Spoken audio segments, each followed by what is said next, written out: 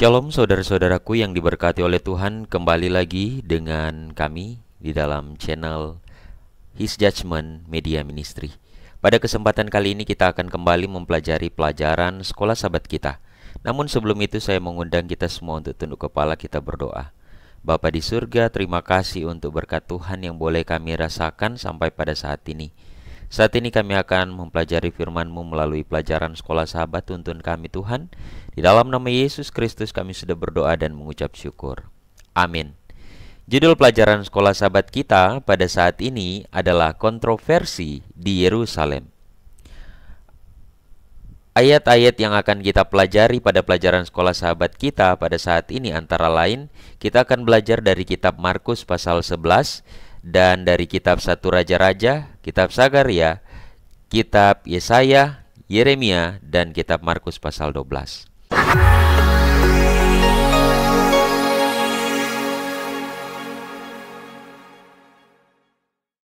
Mari kita melihat ayat inti kita pada pelajaran sekolah sahabat kita saat ini.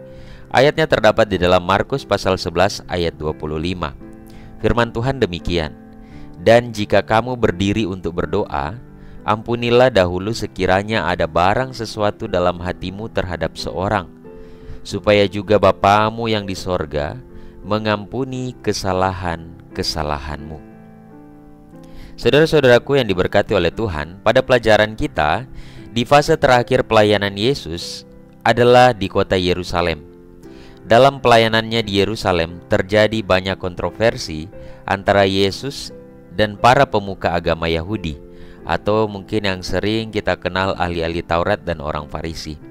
Sebagaimana yang pernah juga terjadi atau sering terjadi baik di awal dan bahkan selama pelayanannya Yesus di atas dunia ini. Pemuka-pemuka agama Yahudi datang kepada Yesus untuk berdebat. Sebenarnya tujuan perdebatannya tidak lain dan tidak bukan adalah untuk mengacaukan dan mengalahkan Yesus. Tujuan mereka itu. Tetapi mereka tidak pernah berhasil mengalahkan Yesus dalam setiap perdebatan. Setiap kesalahan-kesalahan mau dicari oleh para pemuka agama Yahudi, ahli-ahli Taurat dan orang Farisi ini, tapi selalu saja mereka tidak bisa menemukannya. Mereka selalu kalah. Pertikaian antara Yesus dan para pemuka agama Yahudi sangat berkaitan erat dengan isu-isu penting dalam kehidupan orang Kristen, dalam sejarah dan bahkan sampai pada saat ini. Pengajaran Yesus dalam situasi polemik ini akan membimbing umat Tuhan untuk menghadapi persoalan-persoalan yang paling mendasar dalam iman kekristenan. Pelajaran pekan ini kita akan membahas tentang apa yang menyebabkan orang-orang menentang Allah dan apa yang orang Kristen dapat lakukan untuk mematahkan prasangka dan berbicara kepada hati orang-orang yang menolak panggilan Roh Kudus. Mari kita masuk dalam pelajaran kita. Pelajaran hari Minggu masuk dengan kemenangan. Ketika mendekati kota Yerusalem, Yesus mengutus 2 orang muridnya untuk mengambil seekor keledai yang akan ditungganginya menuju ke Yerusalem. Mengapa penulis kitab Markus ini mengambil waktu yang cukup untuk menarasikan peristiwa ini? Ada 2 jawaban untuk pertanyaan ini. Yang pertama, peristiwa ini adalah demonstrasi validitas kenabiannya atau kehormatan atau kebesaran dari Yesus, kehendak Allah. Yang kedua, jawaban kedua adalah peristiwa ini adalah peristiwa penggenapan terhadap nubuatan Nabi Sakaria dalam Sakaria pasal 9 ayatnya yang ke-9 sampai ayatnya yang ke-10, di mana di sana dikatakan dalam perikop ini Raja Mesias di Sion. "Bersorak-soraklah dengan nyaring, hai putri Sion, bersorak-sorailah, hai putri Yerusalem.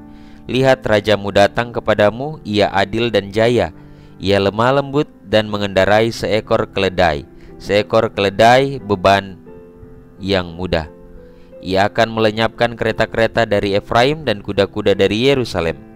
Busur perang akan dilenyapkan dan ia akan memberitakan damai kepada bangsa-bangsa.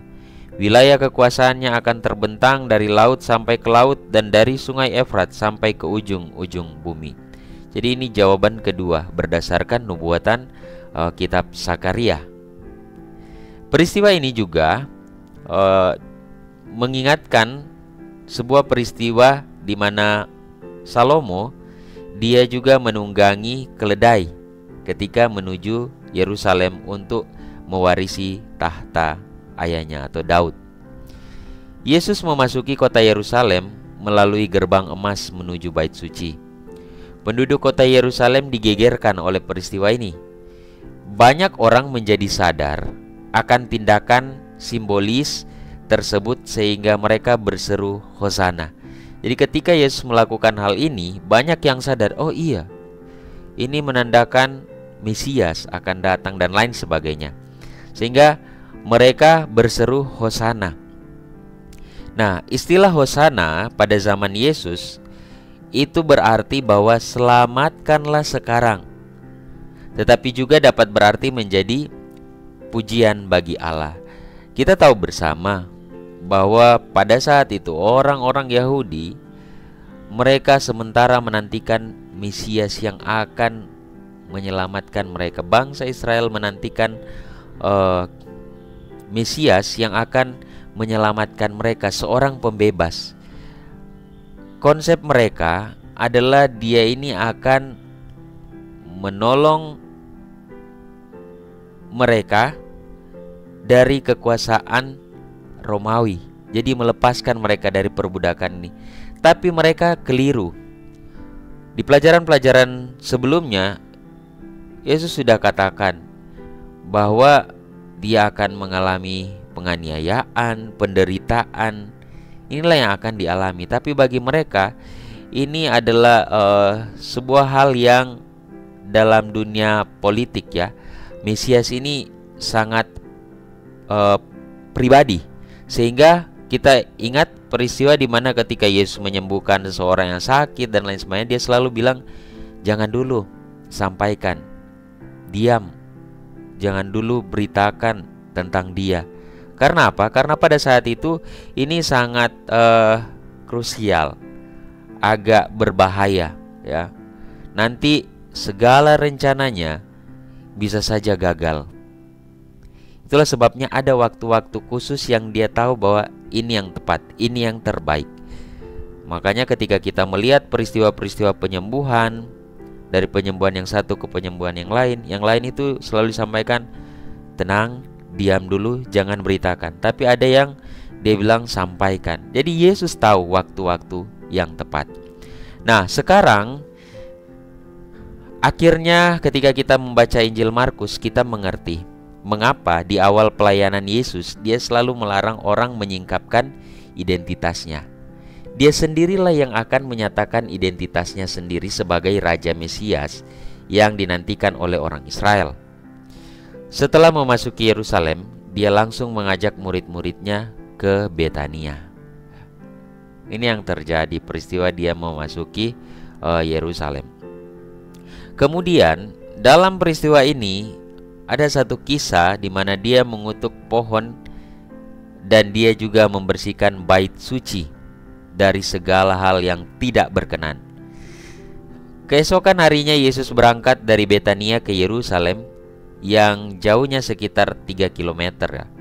Dalam perjalanan itu, Yesus merasa lapar. Ia mendekati pohon ara yang memiliki daun yang lebat. Nah, tindakan ini tidak dianggap sebagai dosa, sebab aturan dalam Torah, ya, kita tahu bersama Torah ini adalah hukum-hukum yang ditulis oleh Musa, di mana ditulis di sana bahwa memperbolehkan mengambil makan di ladang seseorang untuk menghilangkan rasa lapar. Kita bisa lihat itu dalam Imamat pasal 19 ayat 9, 23, 22. Yesus tidak menemukan buah ara. Jadi ketika dia berhenti mendekati pohon ara, dia mau ambil buah ara, tapi dia tidak menemukan ada buah ara di sana. Lalu dia berkata kepada pohon ara itu, jangan lagi ada seorang pun yang memakan buah-buahmu lagi. Dia mengutuk. Peristiwa mengutuk pohon ara cukup mengejutkan. Tetapi peristiwa berikutnya lebih mengejutkan lagi. Apa peristiwanya? Yaitu peristiwa di pelataran khusus untuk orang bukan Yahudi. Yesus mengusir para penjual di pelataran bait suci. Tindakan Yesus ini dianggap sebagai penghinaan kepada tua-tua Yahudi. Yesus menghardik mereka dengan berkata, "Rumahku harus menjadi rumah doa bagi semua, tetapi kamu menjadikannya sebagai sarang penyamun." Setelah peristiwa ini, Yesus meninggalkan kota Yerusalem bersama dengan murid-muridnya. Keesokan harinya ketika murid-muridnya melihat pohon ara itu, mereka kaget, tercengang oleh karena pohon ara yang tidak berbuah itu menjadi kering sampai di akarnya. Peristiwa selang-seling ini memberikan pelajaran yang sangat penting, saudara-saudaraku. Pohon ara dan bait suci dijadikan sebagai paralel, tetapi terbalik. Yesus mengutuk pohon ara, tetapi ia membersihkan bait suci yang telah dijadikan sebagai sarang penyamun. Pemuka-pemuka agama Yahudi mengizinkan orang-orang berjualan di pelataran bait suci, sedangkan seharusnya tidak seperti itu. Dijadikan tempat-tempat untuk penukaran uang dan lain sebagainya. Inilah yang sering terjadi, yang mereka lakukan, diizinkan. Itulah sebabnya Yesus mengusir, membersihkan hal-hal seperti itu, karena itu tidak berkenan. Kemudian apalagi selanjutnya, saudara-saudaraku, dalam kedua peristiwa ini memberikan pelajaran yang sangat penting. Yesus mengutuk pohon ara, dia juga membersihkan bait suci. Ironisnya adalah para pemuka agama Yahudi justru berencana dan bersekongkol dengan kerajaan Romawi untuk membunuh Yesus. Apa makna sebenarnya dari pohon ara dan bait suci? Kita ingat bahwa kita ini adalah bait Roh Kudus, tubuh kita. Jadi Tuhan mau kita pun itu harus bersih dalam setiap hidup kita. Apa yang kita keluarkan dari dalam hati kita, apa yang kita masukkan ke dalam tubuh kita, apa yang kita pikirkan, semua itu harus bersih dari hal-hal yang tidak berkenan kepada Tuhan. Pohon ara bisa juga kita artikan sebagai kehidupan kita yang mungkin secara kita melihat secara langsung, wah, kita ini rajin beribadah, kita ini begini, begitu dan lain sebagainya. Tapi tidak ada buah-buah dari apa yang kita imani. Secara lahiriah kita kelihatan baik sekali, suci sekali, rajin sekali. Tapi pada kenyataannya kita menolak setiap firman Tuhan, sehingga Tuhan bilang ini tidak baik. Pohon yang begitu bagus, daunnya lebat, tapi tidak menghasilkan buah. Sama halnya dengan kita, umat-umat yang mengatakan bahwa kita adalah umat Allah, percaya sama Tuhan, tapi tidak menghasilkan buah itu, maka keselamatan tidak akan menjadi milik kita. Kemudian, siapakah yang mengatakan engkau melakukannya? Sehari setelah Yesus membersihkan bait suci, Yesus berada lagi di pelataran bait suci. Para pemuka agama Yahudi datang dan bertanya kepadanya, dengan kuasa apa dia melakukan semua itu?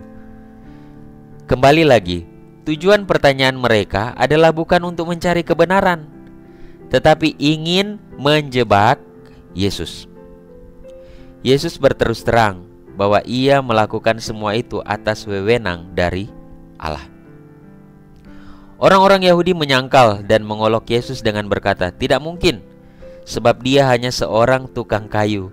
Dari mana ia memperoleh kuasa yang demikian? Saudara-saudaraku, seringkali kita seperti ini pun. Ketika ada hal-hal yang benar, kebenaran-kebenaran yang disampaikan, seringkali kita lebih memilih atau lebih mempercayai orang-orang yang mungkin dalam hal ini secara akademis kita berpikir bahwa oh, dia gelarnya bagus, doktoral lah, master lah, S1 dan lain sebagainya. Pendidikannya tinggi sehingga ini yang dapat paling terpercaya. Sehingga kadangkala ketika mungkin ada di dalam jemaat, di dalam gereja, seseorang yang mungkin kita bilang pendidikannya tidak tinggi, dia kaum awam dan lain sebagainya, kadangkala kita masih merasa kayak belum terpercaya ini. Padahal kebenaran yang dia sampaikan berdasarkan firman Tuhan. Tapi sering kita memiliki pemikiran-pemikiran yang seperti ini. Harus yang seperti ini. Kadangkala juga ketika mendengar misalnya ya, kalau dia seorang yang masih muda, belum bisa terpercaya, harus dengar yang seperti ini. Padahal firman Tuhan, kebenaran itu diberikan untuk semua orang. Siapapun berhak menerima dan membagikannya. Ini yang seringkali juga menjadi pelajaran untuk kita ya. Sama halnya ketika Yesus sampaikan bahwa dia melakukannya atas dasar wewenang dari Allah, orang-orang Yahudi menyangkal bahkan mengolok, tidak mungkin. Dia hanya seorang tukang kayu. Tidak mungkin. Dia tidak berpendidikan, kadang-kala kan begitu kan. Tidak mungkin, dia masih muda. Tahu apa sih dia? Ini yang seringkali menjadi masalah dalam kehidupan kita dalam beragama.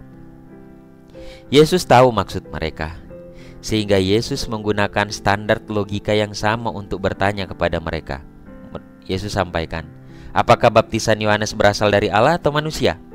Para pemuka agama itu tahu bahwa ini adalah pertanyaan jebakan.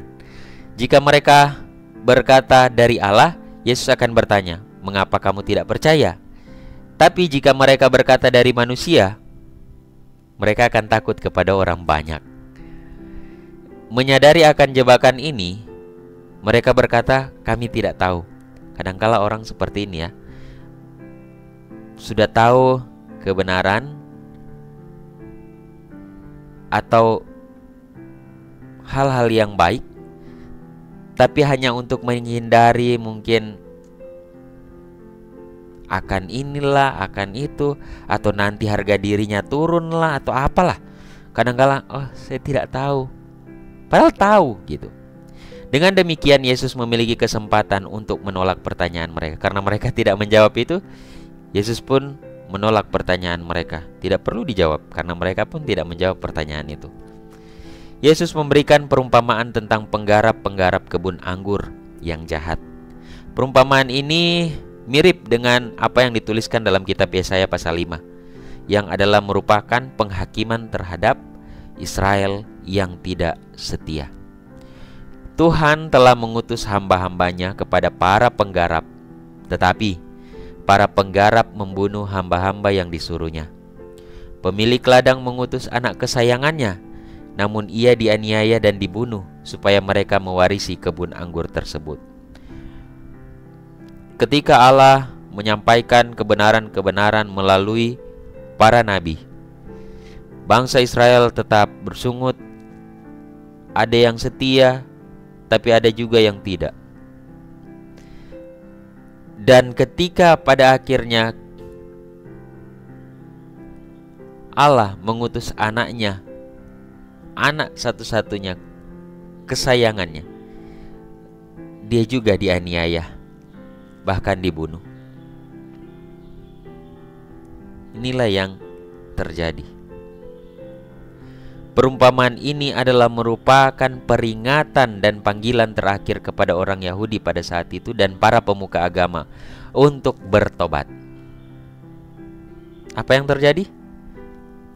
Ya, ada beberapa yang menerima panggilan tersebut dan bertobat, tetapi yang lainnya tidak. Sama halnya saudara-saudaraku, aplikasi rohani untuk kita. Kita telah belajar firman Tuhan. Kita mengetahui kebenaran, tapi kadangkala kita menolak kebenaran itu. Panggilan untuk bertobat terus disampaikan. Setiap kali ada khotbah, setiap kali ada seminar, ada KKR, panggilannya untuk kembali sama Tuhan. Tapi masih sama seperti orang-orang Yahudi pada saat itu. Ada yang mau menerima, ada yang menolak, bahkan terus melakukan dosa. Tanggung jawab duniawi dan hasil surgawi. Para pemuka agama terus berusaha untuk mencari kesalahan, untuk menangkap dan mendakwa Yesus. Kembali mereka memberikan pertanyaan jebakan kepada Yesus. Pertanyaan ini adalah terkait dengan pembayaran pajak. Haruskah membayar pajak kepada kaisar atau tidak? Pertanyaan ini adalah sama lagi, pertanyaan jebakan. Mereka berpikir jika Yesus menjawab tidak boleh, maka Yesus akan dianggap mengajarkan pemberontakan kepada kaisar.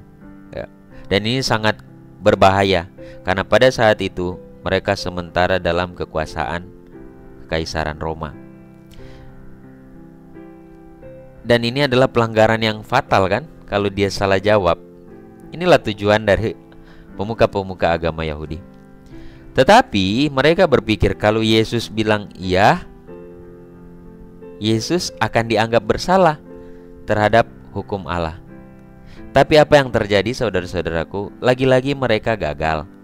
Karena Yesus menjawab, berikanlah kepada kaisar apa yang wajib kamu berikan, dan berilah kepada Allah apa yang wajib kamu berikan kepada Allah. Luar biasa jawaban Yesus.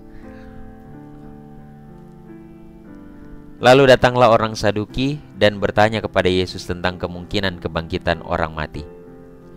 Orang-orang Saduki membawa suatu kasus, yaitu seorang wanita yang menikah dengan 7 laki-laki yang berbeda. Pada hari kebangkitan, siapa yang di antara 7 orang bersaudara ini yang akan menjadi suaminya? Sama saudara-saudaraku. Ini adalah pertanyaan jebakan kepada Yesus. Begitu banyak pertanyaan jebakan, bukan? Kadangkala juga kita seperti itu. Pertanyaan-pertanyaan kita bukan mau mencari kebenaran, tapi mau mencari pembenaran diri. Pertanyaan-pertanyaan jebakan untuk membenarkan diri sendiri dan menyalahkan orang lain. Ini termasuk pertanyaan-pertanyaan jebakan sebenarnya. Hindari hal itu. Tidak baik. Tidak baik. Jika Yesus menjawab salah satu dari ke-7 orang tersebut, maka ajaran Yesus akan dianggap aneh, ya kan? Oh, seperti itu. Sedangkan ada 7 dan lain sebagainya.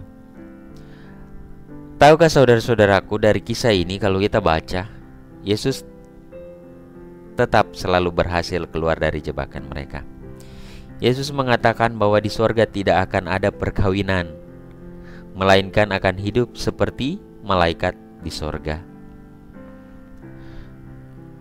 Mereka selalu gagal dalam menjebak Yesus. Itulah sebabnya saudara-saudaraku, sucikan hati kita, jernihkan pikiran kita. Jangan pernah mencoba dalam kehidupan kita mencari-cari pertanyaan-pertanyaan, membuat pertanyaan-pertanyaan yang menjebak hanya untuk kepentingan kita, hanya untuk melihat orang lain seakan-akan tidak lebih baik dari kita. Kita semua sama. Kita semua manusia yang berdosa. Kita butuh Tuhan. Sebaik apapun kehidupan kerohanian kita, kita tetap masih membutuhkan Tuhan. Bapak Ibu saudara-saudaraku, serajin-rajinnya kita ke gereja tidak akan pernah membuat kita lebih baik dari orang lain, karena kita manusia berdosa. Kecuali hidup kita, kita serahkan kepada Tuhan.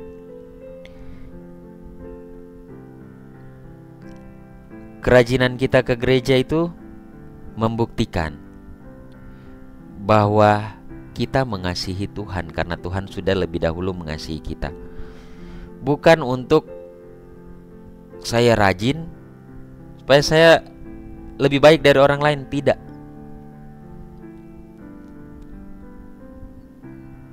Sarana untuk membuat kita lebih dewasa di dalam iman. Justru jangan sampai kita yang paling rajin ke gereja, tapi kita yang paling membenci orang lain juga. Justru kita yang paling banyak melakukan kesalahan, dosa. Kita harus berhati-hati dengan hal ini. Itulah sebabnya kita butuh Tuhan dalam hidup kita. Pelajaran hari Kamis, hukum yang paling utama. Kita pasti sudah mengerti ketika kita belajar. Apa sebenarnya hukum yang paling utama? Pada zaman Yesus, ada seorang ahli Taurat atau pemuka agama Yahudi yang duduk mendengarkan Yesus berbicara. Suatu keberanian yang luar biasa dan penuh resiko. Kenapa?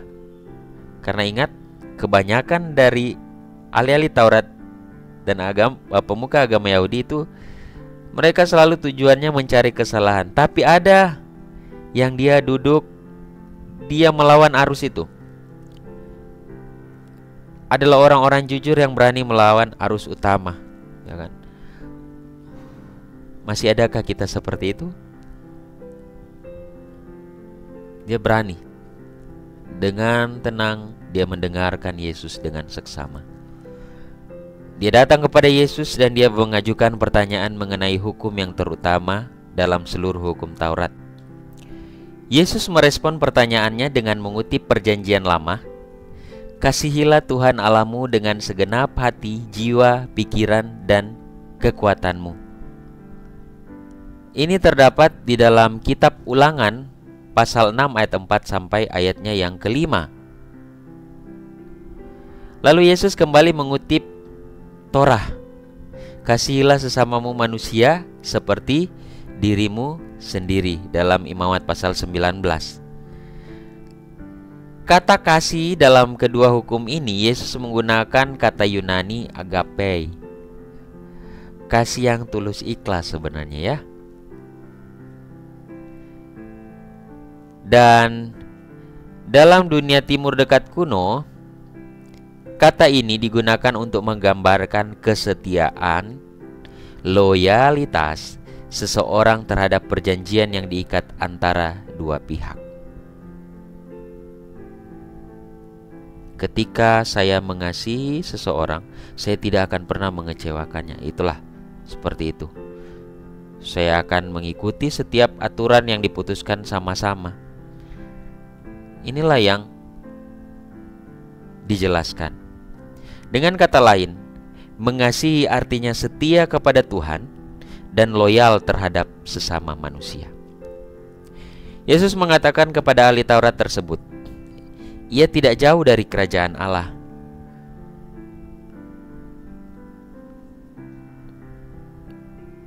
Dia mengikuti perintah-perintah Allah. Dia juga harus mengasihi sesama. Dan dia butuh satu langkah lagi. Apa itu, saudara-saudaraku? Yaitu mengenal Yesus lebih mendalam dan mengambil keputusan untuk mengikut Yesus. Dan ini adalah sebuah langkah maju menuju kerajaan Allah. Kenapa? Karena ketika dia mengikuti Yesus, maka hukum yang pertama dan terutama, mengasihi Allah dan sesama manusia, pasti dia miliki. Karena orang yang mengasihi Yesus, dia akan mengasihi sesamanya.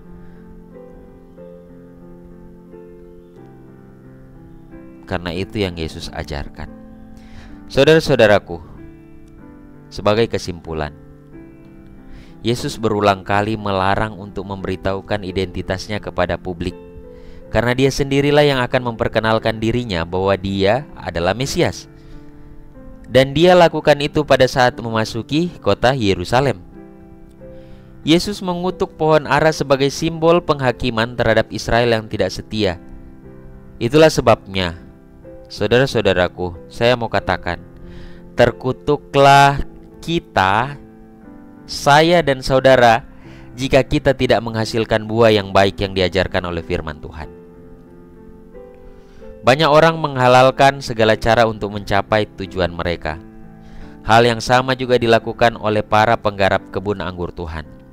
Mereka membunuh para hamba dan anak kesayangan Tuhan mereka,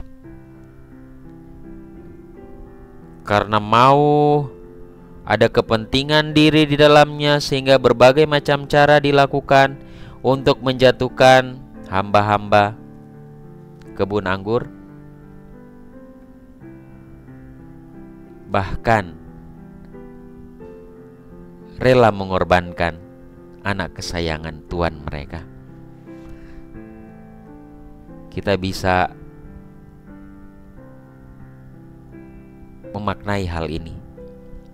Yang pastinya Tuhan mau ketika kita ada dalam Tuhan, kasihilah Tuhan dengan sungguh-sungguh, kasihilah sesama dengan sungguh-sungguh. Orang-orang benar akan selalu dicari kesalahan mereka untuk dipersalahkan. Hal ini juga terjadi kepada Yesus. Para tua-tua mencari kesalahan Yesus, tetapi tidak menemukan kesalahan Yesus. Hal yang paling penting dalam hidup adalah mengasihi Tuhan dan mengasihi sesama manusia. Saudara-saudaraku, kiranya lewat pelajaran sekolah sahabat kita saat ini boleh mengingatkan kembali kepada kita untuk hidup di dalam Tuhan. Ketika kita benar-benar pasrah, menyerahkan sepenuhnya hidup kita ke dalam tangan Tuhan, semua ini akan kita dapatkan. Kita akan dicari kesalahannya, tapi ingat, kita juga akan menemukan jawabannya. Kita akan dibenci mungkin, tapi ingat, ada juga yang akan mengasihi kita. Lakukanlah yang terbaik. Selebihnya Tuhan akan lakukan bagiannya. Dan yang terpenting, ketika kita ada dalam Tuhan, jaminan keselamatan itu pasti. Mari kita tunduk kepala, kita berdoa. Bapa di surga, terima kasih untuk firman-Mu. Melalui pelajaran sekolah sahabat, tuntun kami agar kami boleh terus mengerti, boleh dapat mempraktekkan firman-Mu ini dalam kehidupan kami. Berkati para pemirsa dimanapun mereka berada. Di dalam nama Yesus Kristus kami sudah berdoa dan mengucap syukur. Amin. Sampai bertemu di video-video selanjutnya. Jangan lupa subscribe, nyalakan lonceng notifikasinya. Tuhan memberkati kita semua.